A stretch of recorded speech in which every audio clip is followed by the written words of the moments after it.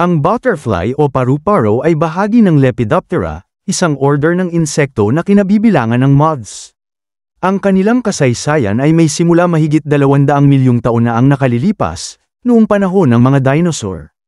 Unang lumitaw ang kanilang mga ninuno bilang maliliit na insekto na may makukulay na pakpak. Sa paglipas ng panahon, nagkaroon ng ebolusyon ng mga paru-paro upang umangkop sa iba't ibang klima at tirahan.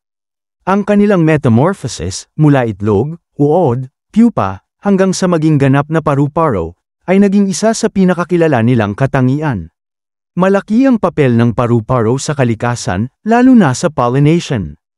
Ang kanilang kagandahan at kulay ay naging simbolo ng pag-asa, pagbabago, at buhay sa maraming kultura. Hanggang ngayon, patuloy silang pinag-aaralan bilang mahalagang bahagi ng ekosistema.